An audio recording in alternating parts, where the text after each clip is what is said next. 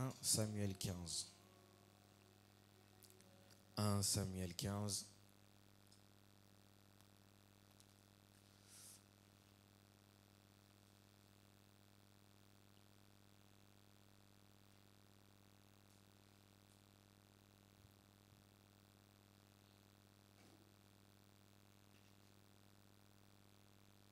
On peut y aller.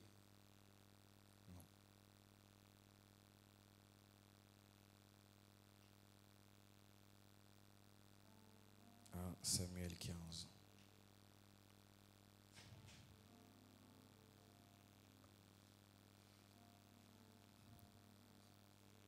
Samuel 15, la parole de Dieu dit: Samuel dit à Saoul: c'est moi que l'Éternel a envoyé pour toindre roi sur son peuple, sur Israël. Écoute donc ce que dit l'Éternel. Ainsi parle l'Éternel des armées. Je me souviens de ce qu'Amalek fit à Israël, lorsqu'il lui ferma le chemin à sa sortie d'Égypte. Va maintenant, frappe Amalek, dévoué par interdit tout ce qui lui appartient. Tu n'épargneras point, et tu feras mourir hommes et femmes, enfants et nourrissons, bœufs et brebis, chameaux et ânes. Saoul convoqua le peuple et en fit la revue à Télaïm. Il y avait 200 000 hommes de pied et 10 000 hommes de Juda. Saoul marcha jusqu'à la ville d'Amalek et mit une embuscade dans la vallée. Il dit aux Kéniens: allez, retirez-vous, sortez du milieu d'Amalek, afin que je ne vous fasse pas périr avec lui. Car vous avez eu de la bonté pour tous les enfants d'Israël, lorsqu'ils montèrent d'Égypte. Et les Kéniens se retirèrent du milieu d'Amalek. Saoul bâtit depuis Avila jusqu'à Shur, qui est en face de l'Égypte. 8. Il prit vivant Agag, roi d'Amalek, et il dévoua par interdit tout le peuple en le passant au fil de l'épée. Mais Saoul et le peuple épargnèrent Agag et les meilleures brebis, les meilleurs bœufs, les meilleures bêtes de la seconde portée, les agneaux gras et tout ce qu'il y avait de bon. Ils ne voulurent pas le dévouer par interdit, et ils dévouèrent seulement tout ce qui était méprisable et chétif. 10. L'Éternel adressa la parole à Samuel et lui dit: je me répands d'avoir établi Saoul pour roi, car il se détourne de moi et il n'observe point mes paroles. Samuel fut irrité et il cria à l'Éternel toute la nuit. Il se leva de bon matin pour aller au-devant de Saoul, et on vint lui dire: Saül est allé à Carmel, et voici, il s'est érigé un monument. Puis il s'en est retourné et, passant plus loin, il est descendu à Gilgag. Samuel se rendit auprès de Saül et Saül lui dit: sois béni de l'Éternel. J'ai observé la parole de l'Éternel. Samuel dit: qu'est-ce donc que ce bêlement de brebis qui parvint à mes oreilles, et ce mugissement de bœuf que j'entends? Saül répondit: ils les ont amenés de chez les Amalécites, parce que le peuple a épargné les meilleures brebis et les meilleurs bœufs, afin de les sacrifier à l'Éternel ton Dieu. Et le reste, nous l'avons dévoué par interdit. Samuel dit à Saül: arrête, et je te déclarerai ce que l'Éternel m'a dit cette nuit. Et Saül lui dit: parle. Samuel dit: lorsque tu étais petit à tes yeux, n'es-tu pas devenu le chef des tribus d'Israël?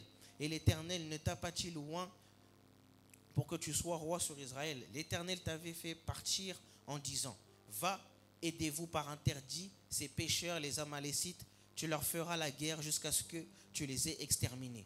Pourquoi n'as-tu pas écouté la voix de l'Éternel? Pourquoi t'es-tu jeté sur le butin? As-tu fait ce qui est mal aux yeux de l'Éternel? Saül répondit à Samuel: j'ai bien écouté la voix de l'Éternel, et j'ai suivi le chemin par lequel l'Éternel m'a envoyé. Par lequel m'en envoyé l'Éternel. J'ai emmené Agag, roi d'Amalek, et j'ai dévoué par interdit les Amalécites. Mais le peuple a pris sur le butin des brebis et des bœufs comme prémisse de ce qui devait être dévoué, afin de les sacrifier à l'Éternel, ton Dieu, à Gilgag. Samuel dit: l'Éternel trouve-t-il du plaisir dans les holocaustes et les sacrifices, comme dans l'obéissance à la voix de l'Éternel? Voici, l'obéissance vaut mieux que les sacrifices, et l'observation de sa parole vaut mieux que la graisse des béliers. Car la désobéissance est aussi coupable que la divination, et la résistance ne l'est pas moins que l'idolâtrie et les théraphimes. Puisque tu as rejeté la parole de l'Éternel, il te rejette aussi comme roi. Alors Saül dit à Samuel: J'ai péché car j'ai transgressé l'ordre de l'Éternel et je n'ai pas obéi à tes paroles. Je craignais le peuple et j'ai écouté sa voix. Maintenant je te prie, pardonne mon péché, reviens avec moi et je me prosternerai devant l'Éternel. » Samuel dit à Saül, « Je ne retournerai point avec toi, car tu as rejeté la parole de l'Éternel, et l'Éternel te rejette, afin que tu ne sois plus roi sur Israël. » Et comme Samuel tournait pour s'en aller, Saül le saisit par le pan de son manteau qui se déchira. Samuel lui dit, « L'Éternel déchire aujourd'hui de dessus de toi la royauté d'Israël, et il la donne à un autre, qui est meilleur que toi. Celui qui est la force d'Israël ne ment point et ne se répand point, car il n'est pas un homme pour se repentir. » Saül dit encore, « J'ai péché, maintenant je te prie, honore-moi en présence des anciens de mon peuple et en présence d'Israël. Reviens avec moi et je me prosternerai devant l'Éternel ton Dieu. » Samuel retourna et suivit Saül, et Saül se prosternera devant l'Éternel. Puis Samuel dit, « Amenez-moi Agag, roi d'Amalek. » Et Agag s'avança vers lui d'un air joyeux et il disait, « Certainement, l'amertume de la mort est passée. » Samuel dit, « De même que ton épée a privé des femmes de leurs enfants, ainsi ta mère entre les femmes sera privée d'un fils. » Samuel mit Agag en pièces devant l'Éternel à Gilgal. Samuel partit pour Rama, et Saül monta dans sa maison à Gibéa de Saül. Samuel n'alla plus voir Saül jusqu'au jour de sa mort, car Samuel pleurait sur Saül, parce que l'Éternel se repentait d'avoir établi Saül, roi d'Israël. Parole du Seigneur. Amen. Amen. Dans ce chapitre, on peut voir là où Saül a reçu une parole de l'Éternel et il s'en est choisi bon d'au lieu d'écouter la parole de Dieu, d'écouter la voix de son peuple, les choix et les désirs du peuple sur lequel l'Éternel l'avait mis roi. Lorsqu'on poursuit la lecture, on voit qu'au verset 22, il est dit, « L'Éternel trouve-t-il du plaisir dans les holocaustes et les sacrifices comme dans l'obéissance à la voix de l'Éternel?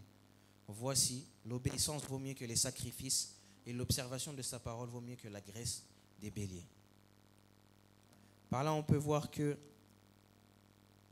sans obéissance, on ne peut pas parler de sacrifice sans parler d'obéissance.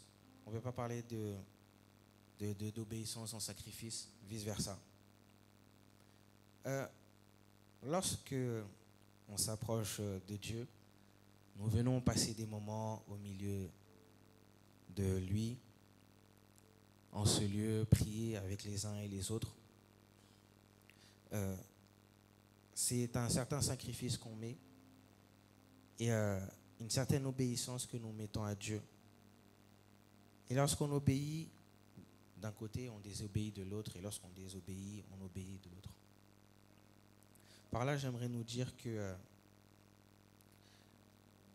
ne prenons pas certaines choses à la légère. Ne disons pas, bon, j'ai commis un péché, bon allez, je vais venir poser une offrande et voilà, Dieu sera content, il va passer outre. Lorsqu'on désobéit, on sacrifie quelque chose, on sacrifie une certaine grâce, une certaine offrande que Dieu a pu préparer pour nous. Et lorsqu'on obéit, on est plus gagnant que perdant.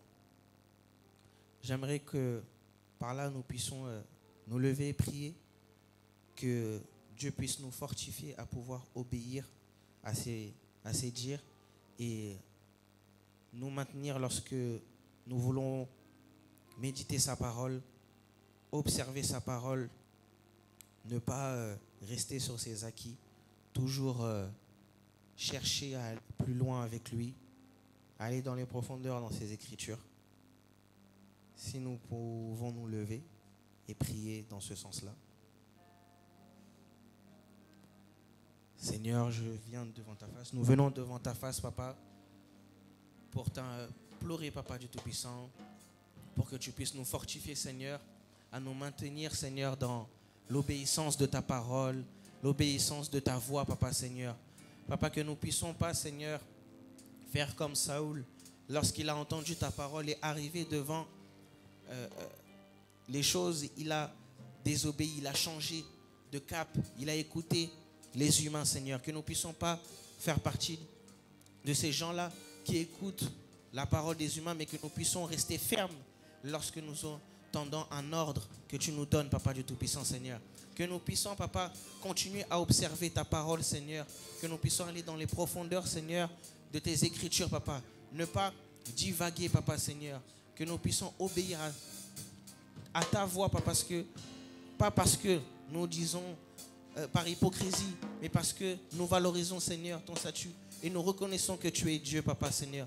Que nous puissions t'obéir, Papa, comme un père obéit à son enfant, Papa du Tout-Puissant. Que tu puisses nous fortifier encore, Seigneur, dans notre marche, au nom de Jésus-Christ de Nazareth. Merci, Seigneur. Merci encore pour ton amour. Merci encore pour ta grâce, au nom de Jésus-Christ.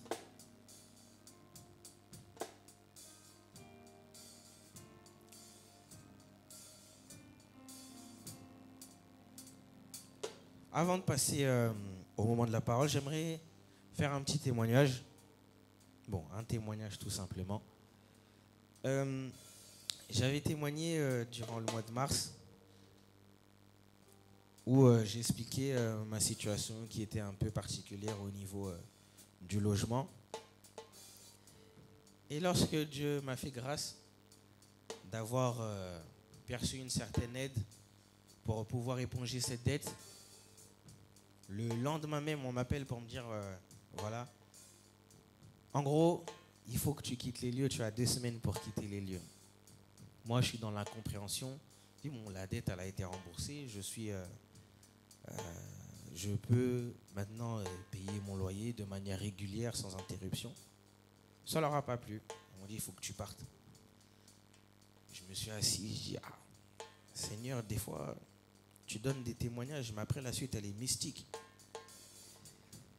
Et les jours passent. J'explique un peu à tout le monde. Je vais parler avec Pasteur Désiré, Maman Judel. Et aujourd'hui, dans l'après-midi, je revenais de ma pause. Voilà, je devais faire des devis, tout ça. Et je vois qu'un mail s'affiche. Une personne m'écrit pour me dire que depuis décembre, elle me cherche parce que j'ai monté un dossier justement pour qu'on puisse payer ma caution. Parce que j'ai fait plein de recherches, on ne me prend pas parce que j'ai pas de garant ou j'ai pas de quoi déposer une caution. La personne, elle m'appelle, elle me laisse un message et elle me dit, voilà, ça fait depuis décembre que je cherche à vous joindre, mais j'ai pas de retour de votre part. J'ai ça qui est débloqué pour une certaine caution. Est-ce que vous en avez toujours besoin? J'ai réécouté le mail 3 fois. J'ai dit, non, en fait, oui. Dieu, quand tu donnes des témoignages, la suite, elle est mystique parce que ça ne s'arrête pas, en fait. Tu t'arrêtes pas de nous surprendre. Et j'aimerais encourager une personne pour dire, lorsqu'un événement joyeux arrive et que par la suite, tu vois que ça titube, ne perds pas foi, garde confiance en l'Éternel, parce qu'il n'a pas fini de nous surprendre. Tant que tu restes en vie, sache que les surprises de l'Éternel ne sont pas finies. Et elles ne sont surtout pas limitées sur ta vie. Amen. Amen. Est-ce qu'on peut acclamer pour l'Éternel?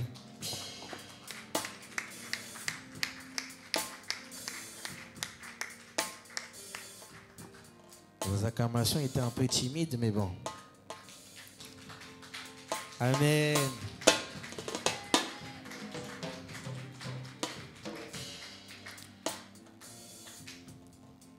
Nous allons passer au moment où nous allons écouter la parole de Dieu.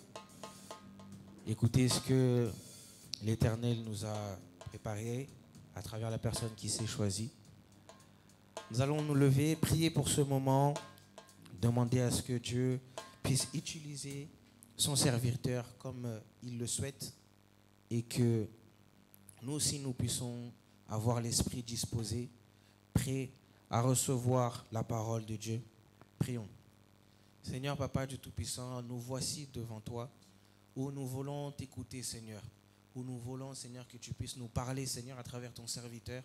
Papa, que ce que tu auras préparé à travers lui, qu'il puisse couler, Seigneur, que rien ne puisse manquer, Seigneur, afin que nous puissions saisir notre part et que nous puissions, Seigneur, Papa, être bénis par ta parole, Papa du Tout-Puissant, Seigneur.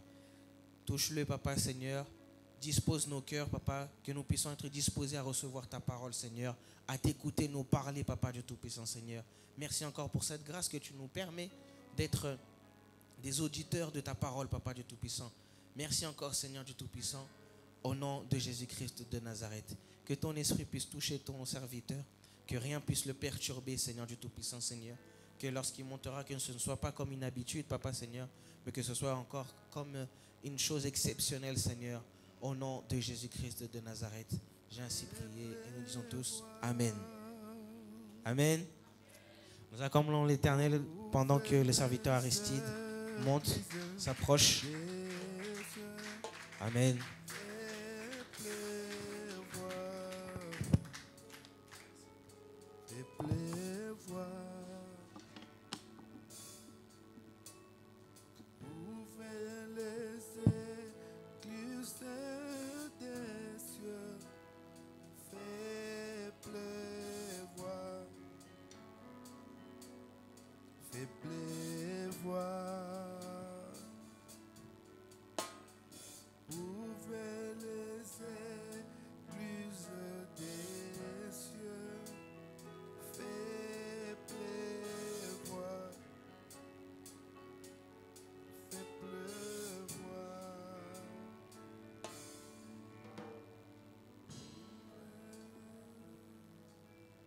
Amen. Amen. Amen, amen. Amen. Soyez tous bénis dans le Saint nom de Jésus. Amen. Vous pouvez prendre place dans la glorieuse présence de notre Dieu.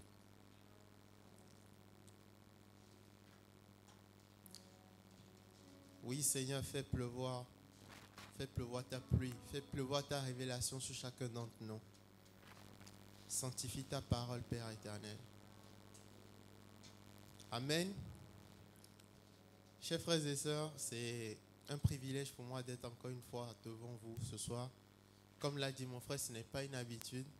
Toutes les fois que je dois passer ici, c'est avec une boule au ventre, une peur, une certaine peur, parce que qui suis-je? Qui suis-je pour oser parler la parole de Dieu? Mais je compte sur la personne qui m'a mandaté, qui m'a envoyé.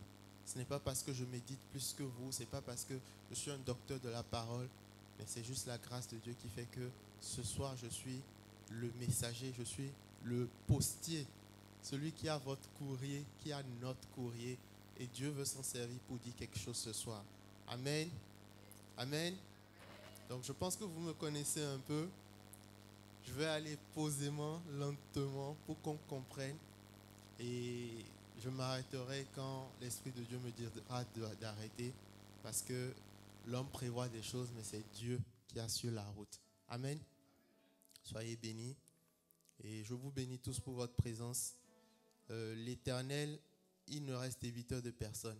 Il sait ce que vous avez sacrifié pour être là, pour l'écouter. Et tout à l'heure, l'exhortation de mon frère aussi, ça nous parle, ça me parle, en ce sens où Dieu préfère l'obéissance aux holocaustes. On est d'accord? Samuel a dit à Saul, je ne retournerai point avec toi, tu as rejeté la parole de l'Éternel. Mais chacun d'entre vous ce soir, vous avez décidé de ne pas rejeter la parole de l'Éternel. Et vous êtes là. Que cette parole qui ne remonte pas à Dieu sans avoir accompli ce pourquoi elle sort, porte des fruits dans votre vie ce soir. Amen. Amen, amen. Est-ce qu'on peut décoller? Le mois passé, nous avons eu un thème glorieux qui s'intitulait « Que l'on sache ». Que l'on sache. Amen. Que l'Éternel est Dieu, que l'on sache. On devait jeûner les samedis, tous les samedis du mois, et c'était un mois de prière. Ce mois, il n'y a pas eu de thèmes spécifiques qui ont été donnés, mais quand tu as un peu les yeux, les oreilles de l'esprit, au travers des intervenants qui sont déjà passés, tu peux coller un thème, tu peux coller une étiquette sur ce mois. Amen. Amen. Il y a eu le pasteur Désiré qui est venu nous parler de la pertinence et de l'importance de la prière. Après, nous avons la servante, maman Nicole, que je bénis et que j'aime vraiment de l'amour du Seigneur, qui est venu nous parler de Jésus-Christ, le libérateur. Amen. Jésus-Christ, le libérateur. Et pour ceux qui n'étaient pas au culte ou ceux qui ne l'ont pas suivi sur Internet, je vous invite à aller le reçu. C'était vraiment waouh. Je bénis Dieu pour sa vie. On voit vraiment qu'elle tire de monsieur Olangui la bonne part. Amen. Est-ce que quelqu'un a senti le shift, le changement entre... quelqu'un l'a senti? Est-ce qu'on peut acclamer Dieu pour ça?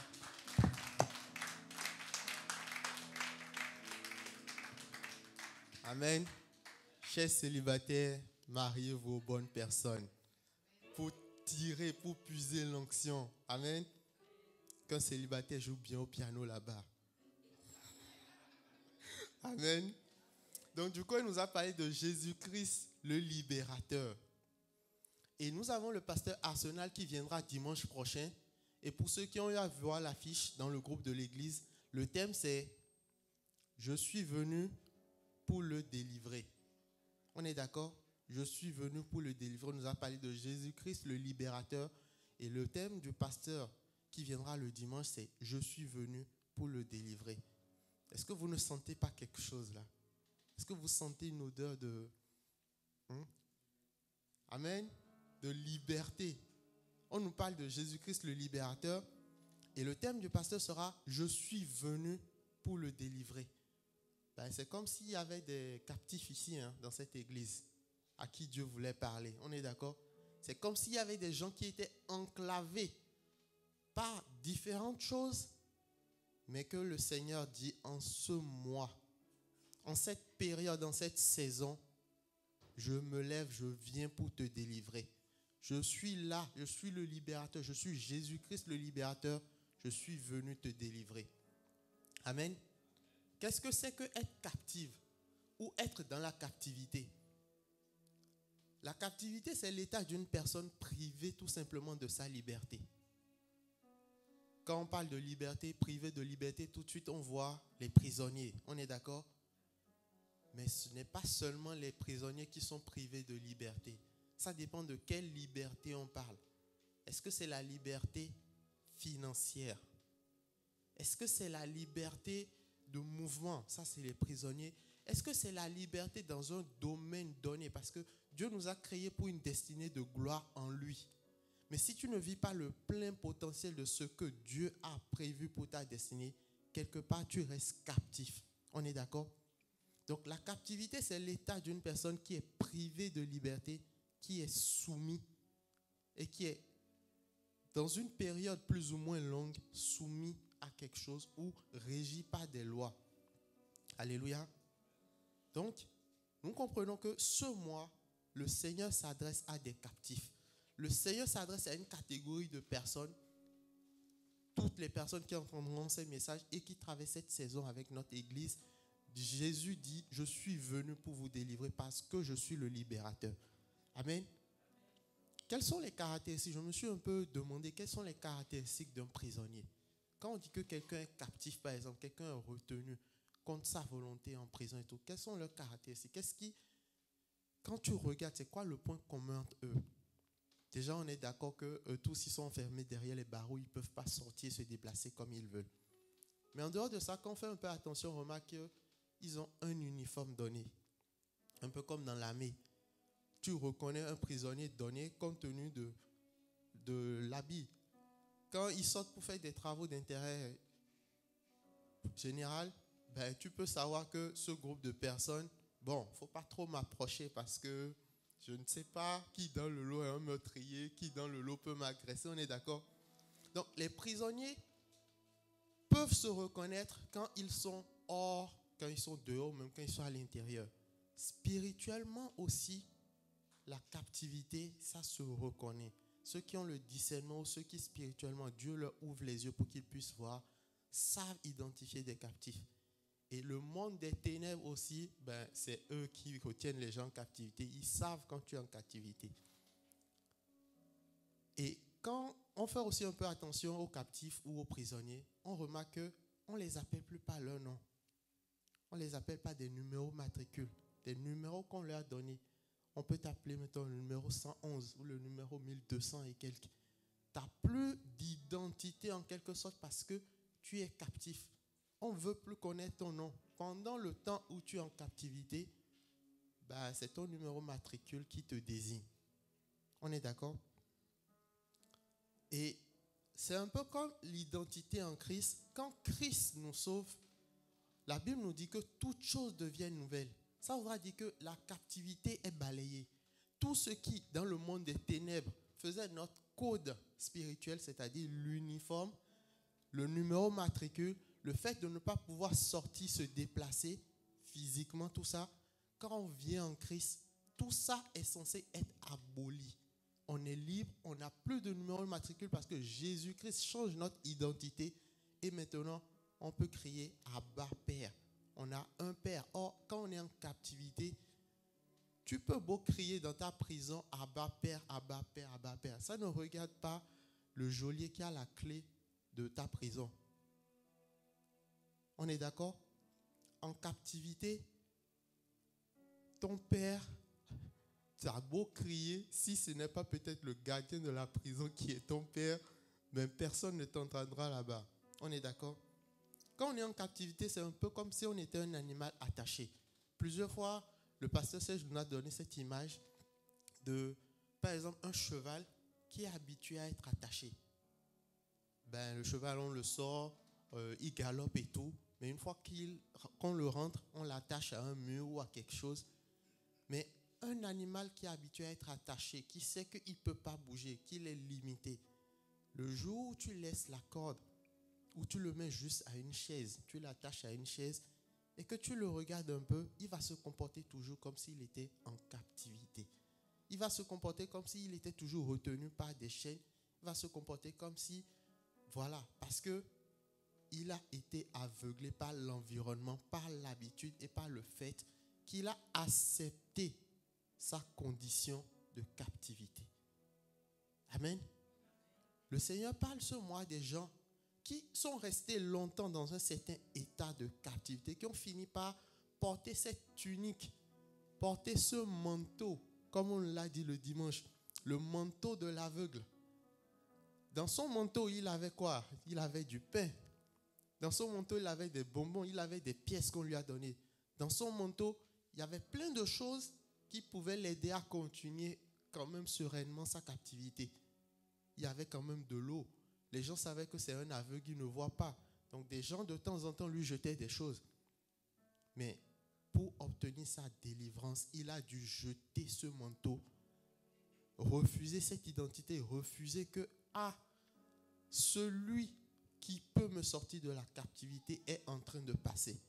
Et il a saisi l'opportunité. Est-ce qu'il y a des gens qui veulent saisir une opportunité ce mois?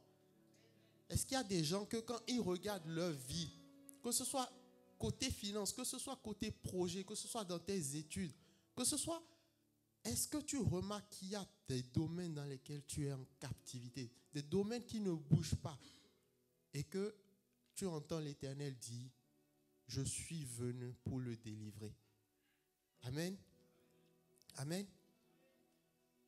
Cette thématique m'a assez travaillé et je suis allé chercher un peu pour voir en termes de captivité, en termes de détenus, qu'est-ce qui fait la particularité des personnes qui sont détenues? Et on me dit que 44% des personnes détenues n'ont aucun diplôme. Plus de 80% ont un niveau inférieur au baccalauréat, en France ici bien sûr. Un quart ont des besoins importants dans la maîtrise des savoirs de base et 10% sont en situation d'illettrisme. Et que ça vous rappelle cette parole où le Seigneur nous dit « Mon peuple périt faute de connaissance ». Là, je vous parle des captifs de la vie réelle, du physique. Ce qu'on peut, on peut faire des statistiques, on peut savoir pourquoi, on peut essayer de comprendre. 44% n'ont aucun diplôme et 10% sont en situation d'illettrisme. Ça voudra dire qu'il y a beaucoup qui n'ont pas un background suffisant pour se positionner et ne pas échapper à cela. Et nous, en tant qu'enfants de Dieu, nous avons la parole de Dieu. Nous avons la grâce d'être dans une famille spirituelle où la parole de Dieu et la valeur du royaume nous est inculquée. Amen. C'est pour ça que ces moments que nous passons à l'église, que ce soit les moments d'enseignement, les moments de prière, que ce soit pour nous des moments joyeux où nous savons que nous venons à la source d'information. Une source d'information intarissable qui nous sort de la captivité. Amen. La question que je me suis posée, c'est: Seigneur, tu veux nous parler de captivité, tu veux nous parler de libération ce mois, tu veux nous parler de délivrance. Mais on est enfant de Dieu. Et en tant qu'enfant de Dieu, on est habité par le Saint-Esprit. Est-ce qu'on peut être possédé? Parce que quand on parle de délivrance, tout de suite, on pense aux démons. Quand on te dit quelqu'un est délivré, toi, tu penses tout de suite aux démons. Quand je te parle de captifs, prisonniers et tout, tu peux peut-être te dire que c'est quelqu'un qui a péché, qui est envahi par des esprits et tout. Mais je pense par exemple à Pierre. Pierre, pendant le ministère de Jésus, est-ce que vous êtes d'accord avec moi que Pierre était un chrétien? Bon, le terme chrétien est venu après, mais chrétien, c'est qui ressemble à Christ, qui a accepté Christ. Les disciples de Jésus, ils ont accepté Christ, ils étaient avec Christ, on est d'accord? Comment se fait-il que le diable puisse réclamer Pierre à Jésus? Comment se fait-il? Jésus dit à Pierre: Satan t'a réclamé pour te cribler comme du froment, mais j'ai intercédé pour toi. Or, Pierre marchait tous les jours avec Jésus. Il était avec le Maître tout le temps. Mais ce même Pierre, Satan est capable de le réclamer. Pourquoi? La réponse, on l'a toujours avec Jésus après. Parce que Jésus nous dit: le prince de ce monde vient, mais il n'y a rien de lui en moi. Donc quand le malin ou le diable, si vous voulez, trouve des choses de lui en toi, il est capable de te réclamer. Il est capable de te réclamer. Et les choses du diable, nous les connaissons. C'est le mensonge, l'impudicité, l'ivrognerie, tout ce qui mène à la perte, à la débauche, tout ce qui souille l'âme et le temple du Saint-Esprit. Ce sont des choses qui permettent au malin de nous réclamer. C'est parce que le malin a trouvé ces choses-là en Pierre qu'il est capable de réclamer Pierre à Jésus. À Jésus directement. Or, c'était encore pendant le ministère de Jésus. Satan savait certainement ce que Pierre allait devenir après pour l'Église. Et pendant que Pierre marchait avec Jésus, lui, il a trouvé des choses et il dit: voilà, je le prends. Et Jésus a intercédé pour Pierre. Donc, ce n'est pas parce que nous sommes en Christ, nous nous disons chrétiens, mon frère, ma soeur, qu'on va se mentir et dire que nous ne sommes pas captifs ou que des domaines de notre vie ne donnent pas accès au diable. Amen. Est-ce que vous êtes d'accord avec ça?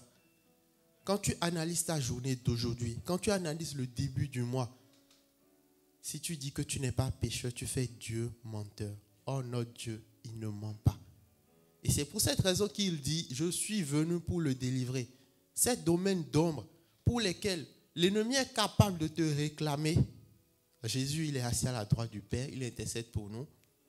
On est protégé par la grâce et le sacrifice de Jésus. Mais il faut qu'on soit délivré. Il faut qu'on sorte de notre captivité dans tous ces domaines-là.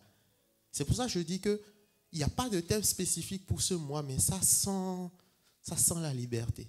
Je ne sais pas pour toi, mais moi, je sais que ce mois, je le traverse et plus aucun des autres mois de cette année ne seront pareils pour moi parce que j'irai de gloire en gloire et c'est ce que je déclare sur ta vie au nom de Jésus. Amen. Si moi je devais donner un thème au mois, je dirais libérer, délivrer. Ça me fait penser à quoi? Ça vous fait penser à quoi quand je dis ça? Pardon? À la Reine des Neiges. Je dirais libérer, délivrer. Mais bon, peut-être ça ne fait pas sérieux, mais moi je dirais libérer, délivrer.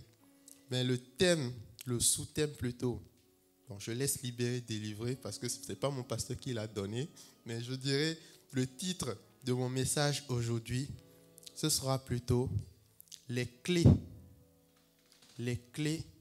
de la liberté. Amen. Les clés de la liberté.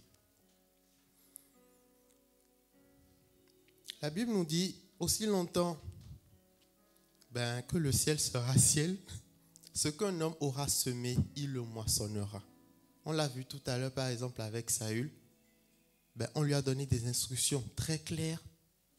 Il n'a pas dévoué, pas interdit. Il a gardé des holocaustes, soi-disant, pour sacrifier à Dieu. Dieu l'a rejeté par la suite. Du coup, faisons en sorte que dans notre comportement, dans notre marche, Satan ne puisse pas toujours trouver des choses en nous qui lui ressemblent pour qu'il puisse avoir accès à nos vies. Est-ce qu'on peut prendre nos Bibles, peuple de Dieu, s'il vous plaît, dans Luc 4, du verset 18 au verset 19. Luc 4, du verset 18 au verset 19. Je lis la parole au nom de Dieu. L'Esprit du Seigneur est sur moi parce qu'il m'a oint pour annoncer une bonne nouvelle aux pauvres. Il m'a envoyé pour guérir ceux qui ont le cœur brisé, pour proclamer aux captifs la délivrance et aux aveugles le recouvrement de la vue, pour renvoyer libres les opprimés, pour publier une année de grâce du Seigneur. Amen. Amen, amen.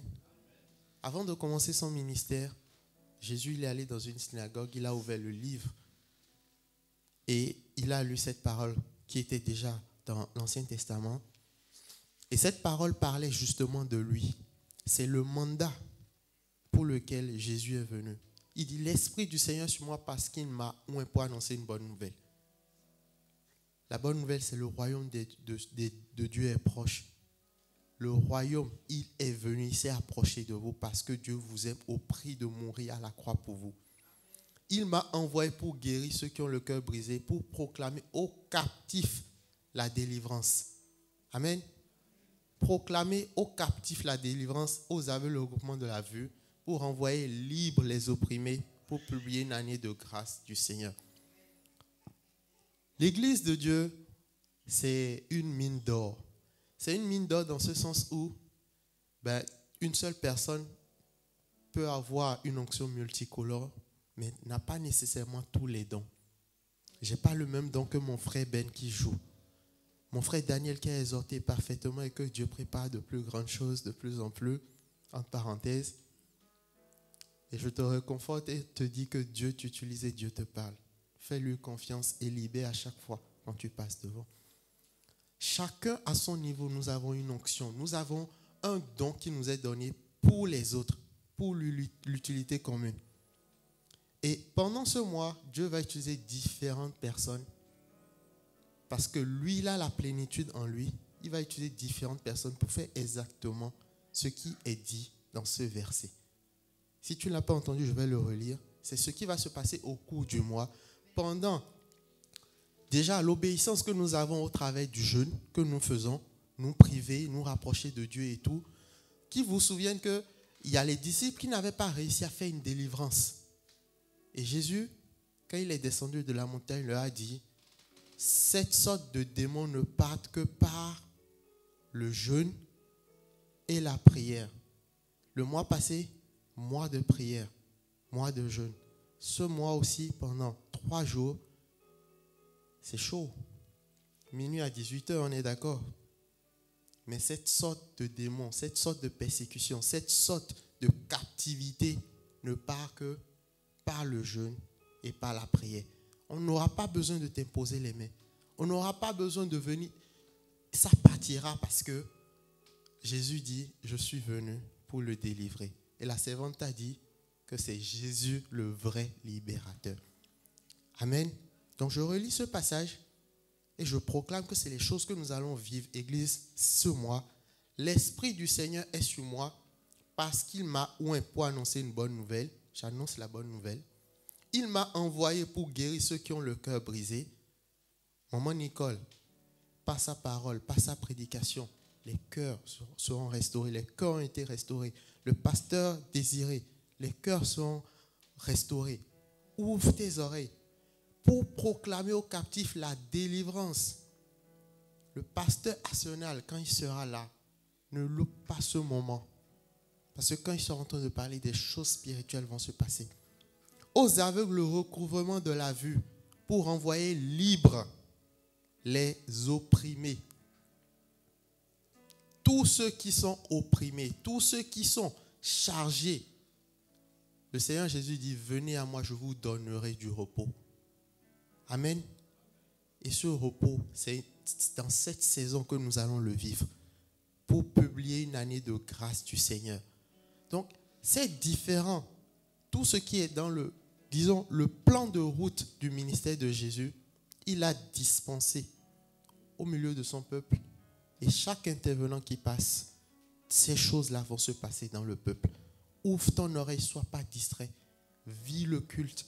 Présente-toi à Dieu simplement, innocemment, tel que tu es. Et laisse-le faire ce qu'il doit faire. Dieu ne laisse pas l'homme faire ce que lui doit faire. Qu'est-ce que je veux dire par là? Dieu, il avait demandé à Abraham un sacrifice terrible. Je ne sais pas si parmi vous, chers parents, on demande à quelqu'un, tu crois en Dieu, tu as la foi, tu viens à l'église, c'est bien, tu donnes ta dîme, c'est bien. Et tu rêves, tu entends une voix forte. Maintenant, Joy, tu le prends, tu me le sacrifies. Vous connaissez Joy? Vous connaissez Joy? Ah, si moi je rêve et je vois ce genre de choses, par exemple, je n'aurais pas le courage d'aller voir mon papa pour lui dire, Dieu m'a dit, tu lui sacrifies Joy. Ainsi, ton ministère, je dirais plutôt, Satan, au nom de Jésus, va loin. Mais c'est Dieu qui a demandé à Abraham de faire ce sacrifice-là. Mais Dieu ne l'a pas laissé aller au bout parce que c'est à Dieu de faire ce sacrifice et Dieu a fait ce sacrifice-là à la croix pour toi, pour moi. On est d'accord? Dieu ne va pas te demander au-delà. Il peut te suggérer des choses, mais lui, ça part. Quand toi, tu te mets en mouvement, la servante de Dieu l'a dit le dimanche aussi, nous sommes en chemin. Et sur ce chemin, quand on se met en chemin pour dire oui, je veux ma délivrance, oui, je reconnais que je suis captif, le Seigneur fait ce que lui, il doit faire parce que tu t'es mis en chemin. Amen. Amen. La même chose. Dieu dit, j'ai entendu le cri de mon peuple, le cri que leur font pousser les Égyptiens. Et qu'est-ce que Dieu a fait? Eux, ils criaient à Dieu. Ils criaient à Dieu parce qu'ils étaient en captivité. Parce qu'ils étaient sous la domination des Égyptiens. Parce que ils mangeaient quand même les concombres et tout ça. Parce qu'après, ils se sont plaints quand ils mangeaient tout le temps la manne. Mais ils ne faisaient pas ce qu'ils voulaient. Ils ne s'appartenaient pas à eux-mêmes. Donc, ils criaient. Et Dieu, de son trône élevé, il a entendu le cri que leur faisaient pousser les Égyptiens. Qu'est-ce qui te fait pousser des cris, mon frère, ma soeur? C'est quelle addiction qui te fait pousser des cris? C'est quelle partie de ta vie? Est-ce que c'est tes finances? Le dévoreur, chaque mois, il s'invite dans tes finances et zou, déjà le 3 du mois, il n'y a plus rien. Hein? Quand tu payes ce que tu dois payer, il te reste combien pour finir le mois? Et chaque mois, c'est pareil. Et tu vas venir chanter, je marche avec puissance, j'accomplis des miracles, je vis une vie de faveur. Il faut savoir qui tu es. C'est important. Mais quand tu regardes ta vie et tu te dis et tu sais que quelque chose ne va pas, ça peut être un problème d'organisation. Ça peut être le dévoreur qui voile tes yeux par rapport à quelque chose. Mais quand tu identifies dans ta vie des zones qui te rendent toi-même inconfortable, tu te dis non, trop c'est trop. Présente-le à Dieu. Dis Seigneur, délivre-moi. Le peuple d'Israël, ils ont poussé des cris vers l'Éternel. Et ces cris sont tombés dans les oreilles de Dieu. Et qu'est-ce que Dieu a fait? Il a suscité un homme. Un homme qu'il a formé. Un homme déjà qui a échoué, qui s'est relevé, qui était en train de perdre des bobiers auprès de Jéthro. Dieu est allé chercher cet homme-là pour délivrer son peuple. Parfois, la solution que toi, tu attends de Dieu, spectaculaire, on vient, on t'impose les mains, tu tombes, ou la foudre tombe dans ta chambre. La solution spectaculaire que toi, tu attends, ce n'est pas la voie que Dieu choisit le plus souvent pour nous bénir. Ça peut passer par une prédication. Ça peut passer par un tweet ou un statut de quelqu'un. Ça peut passer par un patron au boulot qui, souvent, il est méchant avec toi, colérique et tout. Mais extraordinairement, un jour, il s'adoucit, il te dit des choses comme jamais il te l'a dit. La Bible nous dit Dieu parle tantôt d'une manière, tantôt d'une autre, mais on y prend point garde. Mais laisse-moi te dire que dans cette saison, Dieu, si tu pousses tes cris, si tu as déjà commencé, c'est bien. Si tu es fatigué de la captivité dans laquelle tu es, c'est bien. Dans cette saison, Dieu entend tes cris et il envoie une solution précise pour toi. À toi d'ouvrir l'œil, de savoir saisir le moment et d'acquérir ta délivrance. Amen. Amen. Donc souvent je dis la solution que Dieu suscite pour nous sortir de la captivité, ce n'est pas la solution qu'on attend. Dieu a suscité Moïse, mais finalement c'est Josué qui a fait entrer le peuple dans la terre promise. On est d'accord? Donc je vous ai parlé des clés. Je vous parlais, où j'ai dit que le titre c'était les clés de la liberté. Je vais un peu accélérer pour quand même donner quelques clés avant de partir. Mais nous l'avons déjà évoqué. Il faut désirer être libre. Il faut pousser des soupirs. Parce que si cet aveugle-là, il n'avait pas désir de recouvrir la vue, rien n'allait se passer. Il entend la foule qui est en train de passer. Il entend un gros bruit. Il sait que Jésus est en train de passer. Et il a désiré. Tellement il a désiré qu'il a crié plus fort que tout le monde. Vous imaginez, à Jaude, la foule et tout. Et toi, tu es avec Gaïa, parce qu'il n'est pas au milieu de la foule. Il est avec Gaïa.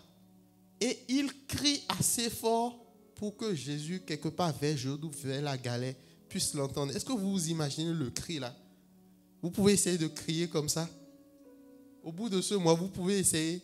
Si vous voulez faire le test, mettez-vous à Gaïa et criez. Mettez quelqu'un d'autre à Jaude et essayez de crier pour que la personne vous entende. Est-ce qu'on ne va pas vous traiter de fou? Mais lui, il savait ce qu'il voulait. Amen. Il faut désirer. La femme à la paix de sang, elle soupirait, elle désirait. Depuis combien d'années? Elle a dit, si seulement je pouvais toucher le pan de son vêtement. Est-ce que tu désires quitter la captivité? La captivité dans laquelle tu es, la captivité, que ce soit la critique, que ce soit le mensonge, que ce soit une addiction donnée, un péché qui te domine. Mais soupire. Ne te dis pas, c'est devenu mon quotidien, c'est devenu mon manteau. Ah, ça part, ça revient. Non. Désire être libre. Et on t'a présenté le dimanche passé le vrai libérateur, le seul. Les hommes peuvent t'accompagner sociologiquement, psychologiquement, te donner des médicaments. Mais le seul qui libère véritablement, c'est notre Seigneur Jésus-Christ. C'est notre Seigneur Jésus-Christ. Une autre caractéristique, une autre clé, la première clé, c'est désirer être libre, quitter la captivité. Une autre clé, c'est la personne à qui tu demandes de te libérer. Nous avons déjà la réponse. Mais quand par exemple, disons, je vais prendre un exemple physique, tu as une crevaison de ton véhicule, tu n'as pas une seconde roue pour changer et tout, ou tu as une panne sèche et il faut pousser le véhicule. Tu ne fais pas appel à n'importe qui pour venir t'aider à pousser le véhicule. Tu ne vas pas voir un gringalet, un mince ou un enfant et lui demander de venir pousser le véhicule avec toi. Tu vas chercher les hommes forts du moment, les hommes qui, quand même, on est d'accord, quelqu'un qui est capable véritablement de te sortir de ta situation. Et nous avons cette assurance. Et son nom, c'est Jésus. Parce que lui, il ne s'est pas retourné. Vous savez, il s'est agenouillé, il a transpiré des grumeaux de sang. Il pouvait dire non, c'est trop lourd ce fardeau. Quand je regarde sa vie, non, trop de péché, trop trop de captivité, trop de rancœur en cette personne, trop de manque d'amour. Mais Jésus, il est allé jusqu'à la croix. Il a payé le prix. Donc, il est digne de confiance parce que lui n'a pas abandonné pour nos vies. Donc, il est digne aussi. Et il est fidèle pour venir nous chercher, nous délivrer entièrement de tout ce que l'ennemi peut essayer de faire et de nous mettre dans la captivité. Christ a été déterminé jusqu'à la croix du calvaire pour toi et pour moi. C'est pour ça qu'il est le vrai libérateur et il est digne de ta confiance. Il est digne que tu te donnes tout entier à lui. Je ne sais pas pour toi, mon frère, ma soeur, quels sont les qualificatifs que tu donnes à Dieu quand tu pries? Comment tu le désignes? Moi, en priant, par exemple, je commence souvent, quand je fais attention, je commence souvent par « Éternel Dieu d'amour ». Éternel Dieu d'amour, éternel Dieu d'amour. En côtoyant les Congolais, j'en vois quand ils prient, ils disent « Yaya ». Yaya. Et moi, bon, au début, quand j'ai commencé par côtoyer certains Congolais, on disait Yaya. Pour moi, Yaya, c'était Dieu. Mais j'étais étonné quand d'autres sœurs en Christ m'appellent aussi Yaya. Amen. Ah, Yaya, ça va? Je dis, hein, Yaya. Mais c'est un thème affectueux. On est d'accord? C'est un thème affectueux. D'autres peuvent dire mon époux. Mais toi, tu dis quoi quand tu pries? Comment tu qualifies Dieu? Comment tu l'appelles? Je peux avoir deux éléments de réponse? Ou bien c'est trop intime, c'est personnel entre toi et Dieu?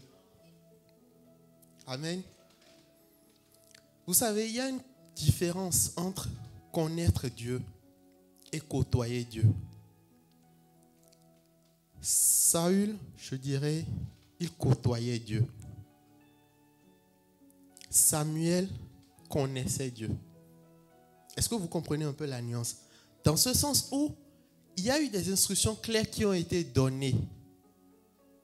Mais Saül s'est dit, bon, on va sacrifier les vaches, on va sacrifier la graisse pour lui. Il va accepter. De toute façon, il aime bien les holocaustes. Quand tu viens à l'église, tu entends parler de Dieu. Quand des frères font leur témoignage, tu entends ce que Dieu peut faire dans la vie de certaines personnes et tout. Mais toi, personnellement, quelle révélation de Dieu tu as? C'est cette révélation qui va te porter dans la captivité, au fait. Qui va te porter à pouvoir shifter et quitter la captivité. C'est quelle révélation tu as de Dieu? Moi, éternel Dieu d'amour, pour moi, ça a tout son sens. Parce que l'une des premières révélations, visitations de Dieu que j'ai eues, c'est une visite d'amour. Je ne pouvais pas rester dans l'environnement où Dieu était en train de me visiter dans ma chambre parce que l'amour, elle me dépassait. Et qu'importe ce que je ferai, qu'importe ce qu'on me dira, qu'importe, je te dirai toujours que Dieu, il est amour. Parce que cette conviction, elle est profondément ancrée à moi. Mais quelqu'un d'autre peut avoir une révélation de Jésus ressuscité. Jésus le sauveur, Jésus le guérisseur. Si tu es tombé gravement malade ou tu as eu un truc et Jésus est venu te guérir. Moi, par exemple, le dimanche dernier, en écoutant la prédication de Maman Nicole, je vous assure, le Saint-Esprit parlait autrement en moi. Et j'ai eu cette grâce d'avoir la révélation de Jésus ressuscité. Je sais que Jésus est ressuscité. C'est le fondement de ma foi. Mais l'expérience que ça s'ancre en moi, que Jésus est vraiment ressuscité et que je m'en aperçoive, c'est comme s'il y avait un voile qui avait quitté mes yeux. Et j'ai maintenant cette conviction-là aussi profonde que Dieu amour que j'avais. Qu'est-ce que j'essaie de te dire? Si tu n'as pas encore une expérience ou, je dirais, une visitation de Dieu ou quelque chose qui fait ton ancrage, ce serait compliqué pour toi ou ce serait facile pour toi de quitter la captivité, d'y retourner, de quitter la captivité, d'y retourner. Amen. Amen. La Bible nous dit, vous connaîtrez la vérité et la vérité vous affranchira.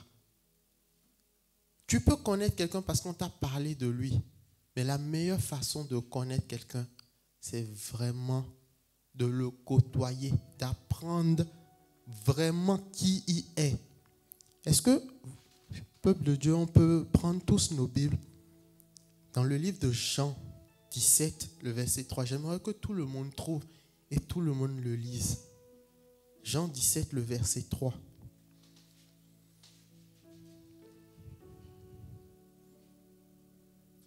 Jean 17, le verset 3. Je lis la parole de Dieu au nom de Jésus. C'est Jésus qui parle.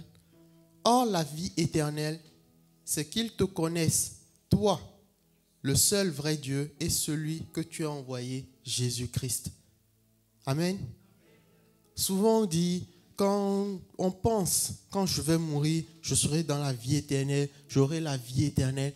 Jésus nous dit, la vie éternelle, c'est qu'ils te connaissent, toi. Ce n'est pas quand tu vas mourir que tu iras dans la vie éternelle.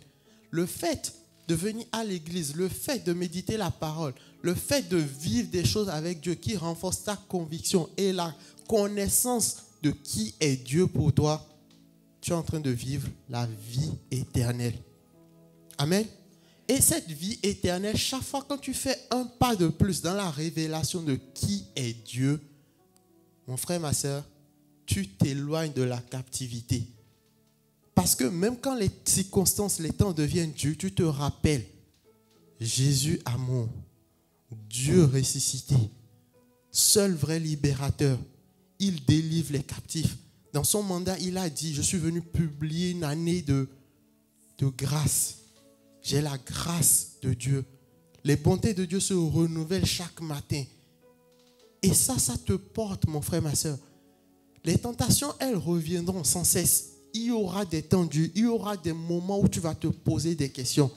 Mais laisse-moi te dire que chaque fois, Jésus dira, je viens pour le délivrer. Parce qu'il a entendu les cris. Parce que tu n'es pas fait pour rester dans la captivité.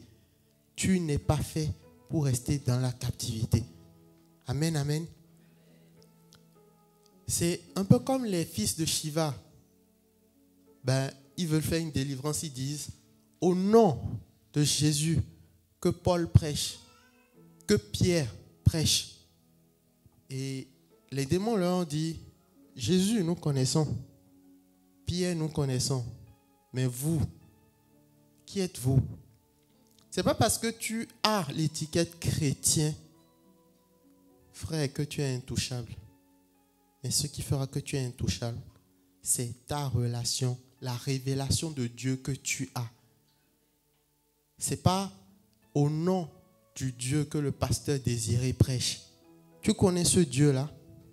Est-ce que toi, personnellement, tu vis ce Dieu-là? Est-ce que tu connais ce Dieu-là? Donc, il faut désirer sortir de la captivité. Il faut soupirer. Il faut ardemment désirer. Quand tu remarques que des choses ne vont pas dans ta vie, il faut vouloir t'en séparer. Il faut faire confiance à la personne principale, la personne qui doit te sortir de la captivité. Et la seule vraie personne en qui nous mettons tout notre espoir, c'est Jésus-Christ. C'est lui le vrai libérateur. Il faut avoir une relation ou une révélation de cette personne à qui tu demandes de l'aide. Parce que quand les temps durs vont revenir, tu es sûr que sa fidélité est sans faille et qu'il reviendra te sortir de la captivité. Amen. Amen, amen. Quand je méditais aussi, il y a eu cette question qui m'a été posée, mais je pense que c'est pour quelqu'un qui se pose cette question. C'est comment rencontrer Dieu? Je ne sais pas si dans le cœur de quelqu'un soupit cette question, mais je ne vais pas finir sans parler de ça. Comment rencontrer Dieu?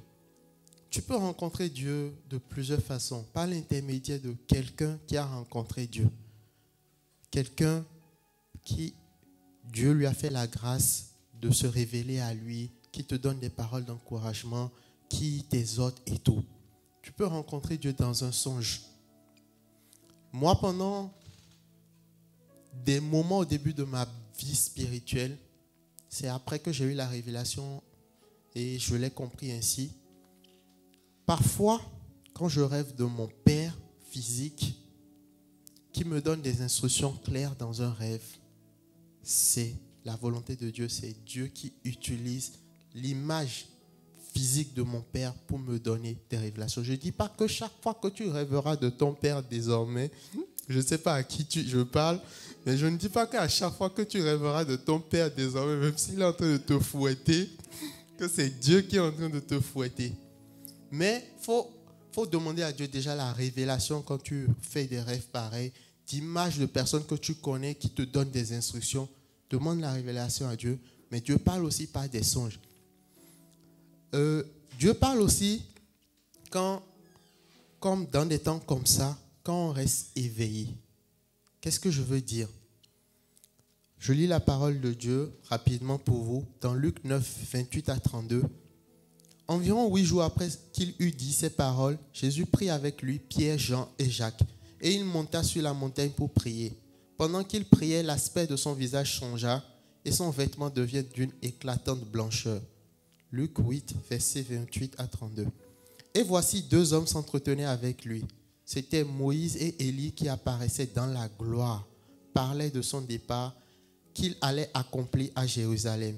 Pierre et ses compagnons étaient appesantis par le sommeil. Mais s'étant tenus éveillés, ils virent la gloire de Jésus et les 2 hommes qui étaient avec lui. Pierre et ses compagnons auraient pu rater ce moment de gloire, ce moment où ils ont une révélation de la glorieuse, de la grandeur de Dieu. Rien qu'en se laissant, ils étaient épuisés. Rien qu'en se laissant abandonner à la fatigue, ils pouvaient louper cela. Dans ces moments que nous passons, dans ce temps qui a été décidé, ce temps de jeûne, dans ce moment où le Seigneur, nous comprenons clairement qu'il vient pour libérer des captifs, qu'il vient pour changer l'histoire de tout un chacun au milieu de nous. Mon frère, ma soeur, reste éveillé. Si tu veux rencontrer Dieu, reste éveillé. Il ne faut pas que quelque chose te distrait ou que tu te laisses aller à ton sommeil spirituel. Amen. Amen. Enfin, il ne faudrait pas que nous soyons ignorants des conséquences de la captivité. Les gens qui sont en prison et tout, qui ont perdu leur liberté et tout, s'ils avaient des business, s'ils avaient une famille à protéger, une famille à nourrir, s'ils avaient, ils sont incapables de le faire depuis leur lieu de captivité. Spirituellement aussi, il y a des conséquences énormes quand nous sommes en captivité. C'est juste parce que parfois nous le réalisons trop tard et que ça prend. Le malin, il est tellement subtil qu'il va englober les domaines l'un après l'autre. Toi, le temps que tu te rends compte, tu es dans un certain manteau, tu es dans une certaine habitude et c'est devenu ta vie. Mais c'est parce que nous négligeons les conséquences spirituelles de la captivité que nous acceptons facilement le manteau de la captivité. Là où Dieu a décidé la délivrance, il a aussi décidé l'accomplissement d'une promesse. Dans ce mois, Église Jésus-Christ Soleil de la vie, Dieu a décidé la délivrance. Dieu a décidé la liberté. Et il a aussi décidé l'accomplissement des promesses qu'il t'a faites. Je t'invite à te lever, à remercier Dieu pour ces moments que nous avons passés, compte tenu de ce que tu as retenu, compte tenu de ce que le Saint-Esprit a pointé du doigt dans ton cœur par rapport à ton état, par rapport à ta captivité, par rapport à ton addiction, par rapport à ton péché. Jette ce manteau pendant ce mois. Jette ce manteau. Désire, soupire au fond de toi, quitter cet état. Désire que Dieu te montre une facette de lui que tu ne connaissais pas. Une révélation qui va te permettre de ne plus faire du yo-yo spirituel. Est-ce que tu peux prier là où tu es? Éternel Dieu de gloire, Dieu de miséricorde, nous te disons merci. Merci parce que tu es bon. Merci parce que, Père éternel, tu as entendu les cris, Père éternel, que nous poussons. Tu as entendu des cris de désespoir. Tu as entendu des cris de captifs, Père éternel, qui disent, Père éternel, trop c'est trop. Merci parce que tu t'es levé en ce mois. Ce mois où tu as décidé, Père éternel, que de publier une nouvelle année de grâce. Père éternel, nous disons oui et amen. Ce que toi tu as décidé, Père éternel, tu es capable de l'accomplir et nous te disons oui et amen. Éternel Dieu de gloire, Dieu de miséricorde, nous jetons tout manteau de captivité. Tout ce qui faisait que nous étions aveugles spirituellement, tout ce qui faisait que nos finances étaient dévorées, tout ce qui était manque de discernement, Père éternel, tout ce qui était femme, mari de nuit, tout ce qui était oppression, Père éternel, et dont nous nous sommes accommodés, nous le refusons, Père éternel. Merci parce que quand tu as décidé quelque chose, tu es capable de le faire. Éternel Dieu de gloire, Dieu de miséricorde, fais ton œuvre. Fais ton œuvre en nous, fais ton œuvre dans ton église. Ta parole ne remonte pas à toi sans avoir accompli ce pourquoi elle est sortie. Nous te remercions parce que tu es le seul vrai libérateur. Tu es le seul vrai libérateur, Jésus-Christ. Parce que toi, la mort n'a pas pu te garder en captivité. La mort n'a pas pu te garder en captivité. Tu es ressuscité et tu as la clé du séjour des morts. Tu as la clé de notre destinée. Merci parce que, Père éternel, le sang versé à la croix triomphe par rapport à nos vies. Que toute la gloire te revienne, Père éternel. Bénis ta parole et qu'elle porte du fruit abondamment dans toutes les oreilles de toutes les personnes qui l'entendront. Au nom puissant de Jésus, j'ai prié. Amen, amen, amen.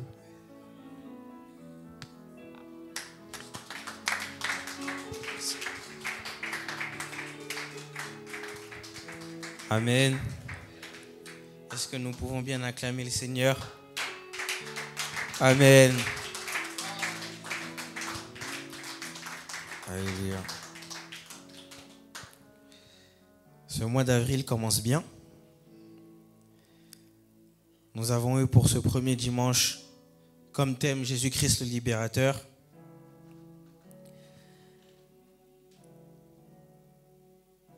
Ensuite, nous suivrons avec Je suis descendu pour le délivrer. Aujourd'hui, nous avons eu les clés. On nous a présenté qui est Jésus-Christ, le libérateur. On nous a donné les clés.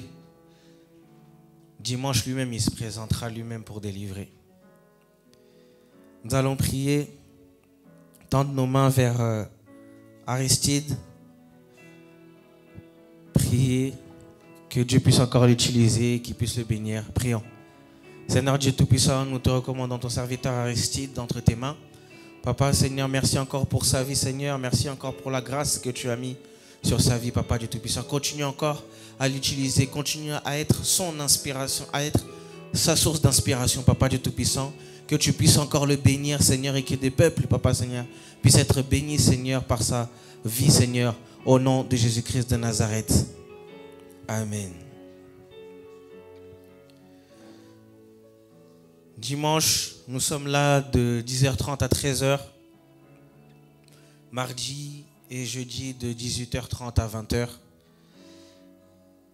Et pour ceux qui aimeraient revoir ces enseignements, n'hésitez pas à retourner sur YouTube. Tous les cultes y sont, tous les enseignements y sont.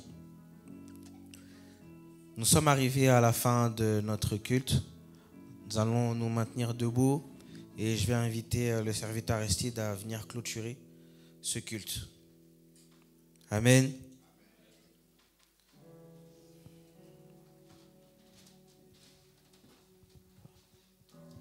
Amen. Nous allons prier, recommander notre toit entre les mains de Dieu, remercier Dieu pour ce qu'il fait déjà dans l'invisible et ce qu'il continuera à faire parce que nous croyons que notre délivrance, elle est acquise et que notre captivité, elle est finie au nom de Jésus. Prions. Éternel Dieu de gloire, Dieu de miséricorde, nous te disons merci. Père d'amour, merci parce que ta compassion, elle est grande. Merci parce que tu prépares nos cœurs. Tu dis que ton peuple y périt faute de connaissance. Merci parce que tu nous apportes ta connaissance, tu nous apportes ta révélation. Père éternel, nous reconnaissons que tu nous conduis quelque part au cours de ces enseignements, au cours de ce mois. Nous reconnaissons, Père éternel, que tu t'es levé pour ton peuple. Et nous te disons merci. Merci Père éternel parce que tu nous as permis d'identifier parmi nous qu'il y a des captifs, Père éternel, qu'il y a des choses qui ne vont pas selon ta volonté et que tu t'es levé pour nous. Nous te disons merci. Éternel Dieu de gloire, Dieu de miséricorde, que ces paroles, que ces semences, Père éternel, ne se perdent pas. Si le malin vient comme un dévoreur, qui soit mis en déroute au nom puissant de Jésus. Aide-nous, Père éternel, à nous remémorer, à nous rappeler ces paroles et que nous venons ici, Père éternel, dans ta présence dimanche avec, Père éternel, une envie encore plus grande de toi, une soif, Père éternel, de t'appartenir. Éternel Dieu de gloire, Dieu de miséricorde, sois loué, sois adoré. Nous remettons notre chemin de retour en tes mains. Je prie que tu bénisses toute personne qui a été obéissante, qui a bougé son emploi du temps, qui est venu, Père éternel, pour écouter, pour suivre tes instructions. Père éternel, notre nuit en tes mains. Si l'ennemi vient par un chemin, je déclare qu'il est mis en déroute par 1000 chemins. Je déclare que autour de nous, Père éternel, même si les gens se laissent aller dans la distraction ou les gens se laissent aller par les soucis de ce siècle, Père éternel, permets-nous et donne-nous la force de penser à tes intérêts en premier. Éternel Dieu de gloire, Dieu de miséricorde, je plonge dans le sang de Jésus toutes les familles représentées dans cette église. Père éternel, je nous déclare puissamment protégés et sanctifiés au nom de Jésus. Que toute la gloire te revienne. Père éternel, va devant nous comme un défenseur. Balise notre chemin de retour et que tout soit pour ta gloire. Oui, le bonheur et la grâce m'accompagneront tous les jours et j'habiterai dans la maison de l'Éternel. Que le Seigneur vous bénisse abondamment et que les grâces soient. Je prie afin que le Saint-Esprit visite quelqu'un et le baptise de feu en cette soirée. Je demande juste à ce que tu prennes un instant à part et que tu t'attendes au Seigneur. Que le Seigneur vous bénisse abondamment. Amen. Soyez bénis. Bonne soirée à tous.